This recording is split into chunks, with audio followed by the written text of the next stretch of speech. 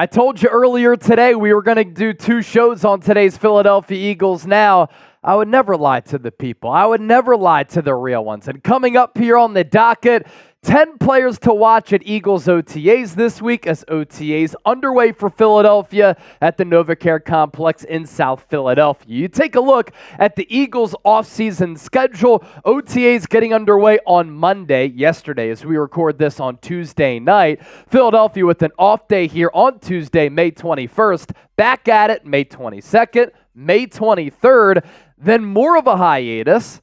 And then the Philadelphia Eagles once again will take the practice field May 28th, few days rest, May 30th, May 31st. That rounds out the OTA session for the Birds, what OTA stands for, Organized Team Activities. And then, while these are voluntary workouts, mandatory minicamp will get underway June 4th, and it will run through the 6th for Philadelphia here. And at this point of the calendar year, no teams across the NFL, all 32 of them, do not know when training camp will officially begin, but usually for the Birds, it does get underway at the end of July. So without further ado, the 10 players that I am looking forward to seeing and hearing about and monitoring during Eagles OTAs. At number 10, well, we're not really sure. I'm going to put a big fat question mark because it has to do with the position battle, especially after Devontae Parker decided to retire on Monday night.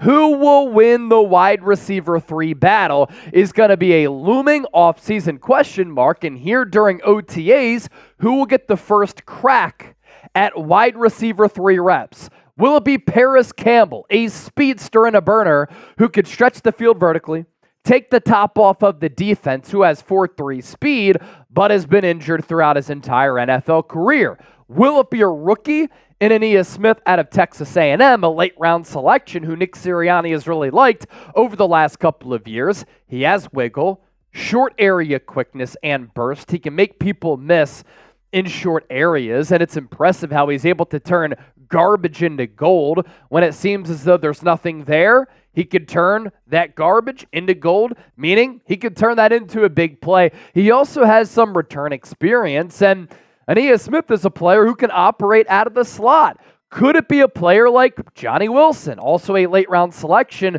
who stands at 6'6", but sometimes plays smaller than his size and is a little bit raw as far as catching the ball, route running, some of those nuances of the wide receiver position. For me, Wilson seems like more of a long-term project, and you have to throw Britton Covey into the equation. Joseph Nagata, a player who's tall and physical, a little bit slower. Point here being, wide receiver 3 going to be a good competition. The Birds could also address that position in NFL free agency, as we talked about during the show earlier on Monday. Next up at number 9, the franchise quarterback, the $50 million per year man, quarterback Jalen Hurts.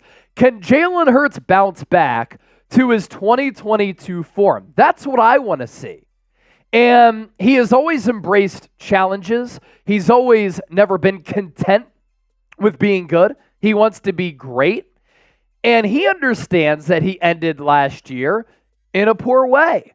Now, when he played against the Buffalo Bills and led the Eagles to that incredible comeback, he was the odds-on favorite to win NFL MVP. After that, he sputtered and he spiraled. I think a lot of that was due to bad offensive play calling. So I think new offensive coordinator Kellen Moore should help Jalen Hurts rebound. And one of the reasons that I'm excited to see Hurts during OTAs, the system is going to be different.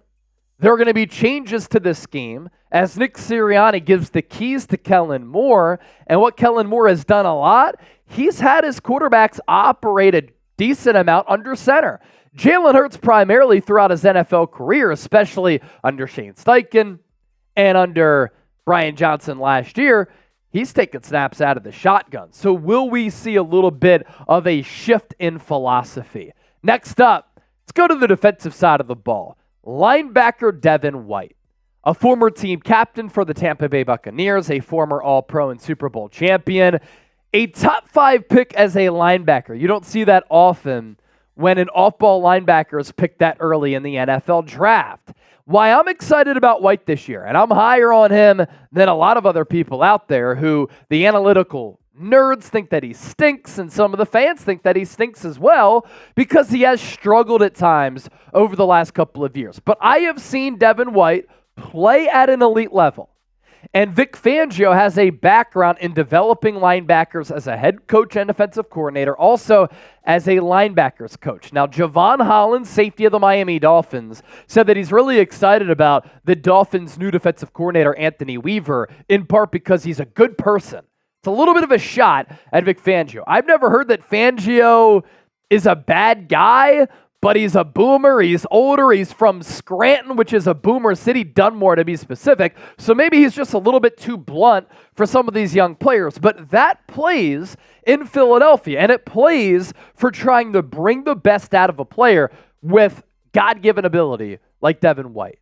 And White is also on a prove-it deal. 1-year contract. He has escalators in that contract if he does play well. So he's motivated as he comes to Philadelphia here. The athleticism, it's there. The speed, it pops off your screen. And the talent is there for Vic Fangio. It's up to him to mold it. Now let's shift gears to the trenches on the defensive side of the football. And let's talk about Jordan Davis here, another player who I'm intrigued to see during OTAs. It's a big year looming for Jordan Davis. Former first-round pick. First 2 years, he's displayed potential, but it hasn't been consistent. And the Eagles next year, around this time, are going to have to decide on whether or not they want to exercise his fifth-year option as he goes into year 4. And that's why this year is big for Jordan Davis. Historically, sometimes defensive tackles have taken a couple of years to develop. Even Fletcher Cox, you saw the flashes right from the jump. But it's not like he became a great player right away. He was really, really good. For Jordan Davis, it's taking him a little bit longer, hopefully. Can he ever tap into him being a physical freak at 6'6", 340? Will he be in better shape? And can this year he be a 3-down player? Now let's go to one of the biggest free agent acquisitions for Philadelphia, and that is edge rusher Bryce Huff. Under Vic Fangio, he's going to ask his pass rusher sometimes to drop back in coverage. That is not the strength of Bryce Huff's game. His strength, pinning his ears back, getting aggressive, trying to eat, provide pressure on the quarterback, and get after the quarterback. The Eagles invested heavily in Huff, and it's a little bit of a risk. 1 year of production for a former UDFA who had 10 sacks last year for one of the best defenses in the NFL. And not only is he getting paid, but he has big shoes to fill with Hassan Reddick being traded after the Eagles signed him to his former team in the New York Jets. And I want to see the early makings and the early indications of how Vic Fangio plans to utilize him, but also the scheme that he runs and how he uses and mixes and matches this defensive personnel for Philadelphia here. So we're 5 players down, 5 players to go. Which player are you most excited to see during OTAs? Let me know. It could be Quinyon Mitchell, who we're going to talk about coming up. Where does he rank on this list of 1 to 10? Stay tuned to find out, but you can get his jersey right now because in all of your hearts, in many of your hearts at least, he's number 1. He's going to be rocking the number 30 as of right now. If you order a Quinyon Mitchell jersey, it's not going to come in the number 1. It will come in the number 30. You can get those jerseys right now. Chatsports.com/Quinyon. I've already ordered mine. And if you use that link, you can also find other Eagles jerseys for sale. Just utilize that link down below. Now we're inside the top 5, and we're going to rap a little bit about Nolan Smith, my 5th ranked player that I'm excited to watch during these organized team activities for the Birds. He underwent shoulder surgery this offseason so that he can be a more durable player, and he's going to be relied upon and asked upon to do a lot and have a big leap from year 1, in which he barely played, to year 2.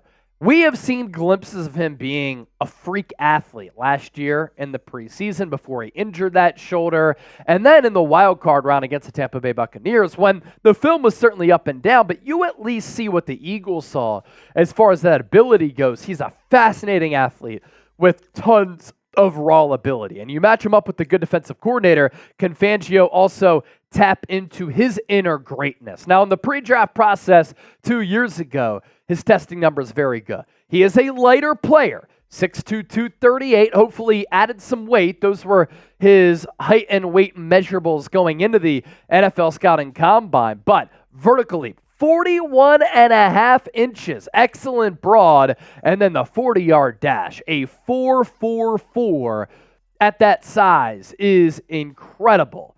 And the bend, the twitch, the fast first step, very similar athlete to Hassan Reddick, who, like Nolan Smith, got off to a slow start. But like Hassan Reddick and Nolan Smith, really round into a star edge rusher in this league. We'll see. It could start this year in 2024. Along those same lines, and for many of the same reasons that I'm excited about Nolan Smith, the big mystery of this draft class, Jalyx Hunt.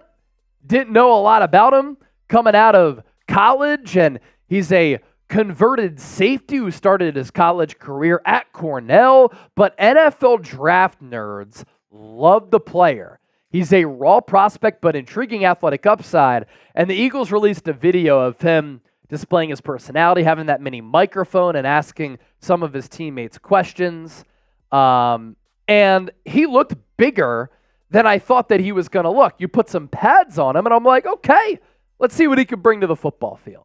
Inside the top 3 now, and at number 3 is the second-round pick, 40th overall, Cooper DeJean. And there are so many questions with Cooper DeJean as far as his usage. How will the Eagles use him? Outside corner, inside corner, or at safety? Howie Roseman has said we drafted him to be a corner. Brian Baldinger has said, I don't think he's going to play on the inside because at college, he didn't play inside. He played outside, and he played really well, where he had 7 career interceptions. 3 of them went back for touchdowns, and he's a physical freak. Will DeJean get opportunities ASAP? Will he get return reps? This will be an early look, and it'll tell a story as far as the Eagles' plans for him during OTAs. Quinyon Mitchell coming in at number 2. I'm just excited because I love offense. I love when offensive units can put up a lot of points on the scoreboard. I got to tell you, though, I'm a defensive guy as well. And last year, having to be subjected to watch this Eagles defense, it was torture, week in and week out. I'm ready to see Quinyon Mitchell ball out. And I'm excited specifically to see what a young first-round corner can do for this team. Last time the Eagles took a corner in the first round, Lito Shepherd in 2002. Soon thereafter, he became an All-Pro. I believe Quinyon Mitchell has Pro Bowl level ability. And if he earns the starting role and he plays well, means that the Eagles hit on a critical draft pick. But also, if he earns the starting role and he can play right from the jump, it makes your defense better, and it allows this defensive unit to take a sizable leap. And at number 1, free agent acquisition. Not a draftee, not a man that is a big mystery. It's Saquon Barkley.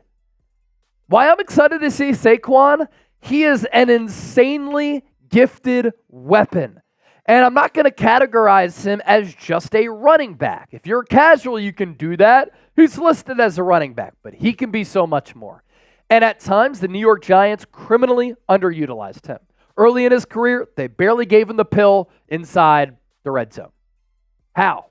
Why? Doesn't make any sense.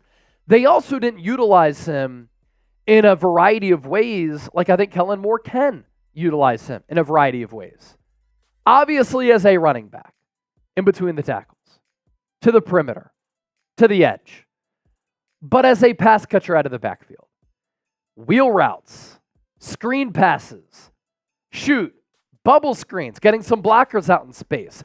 Use Saquon Barkley with that footwork and route running and pure athleticism as a slot wide receiver. When you have a weapon that is this gifted, find ways to utilize him and get him the football. So Kellen Moore, my message to you is right here. Get in your bag. We saw the success that you had with Ezekiel Elliott. Saquon Barkley is a lot more well-rounded than Zeke. So use Saquon Barkley as that pass catcher and runner. And then in addition to the Giants not utilizing him well, he also ran behind an offensive line that was incompetent. that was a joke. That was one of the worst in the NFL throughout his entire duration while playing with the Giants. Not the case any longer.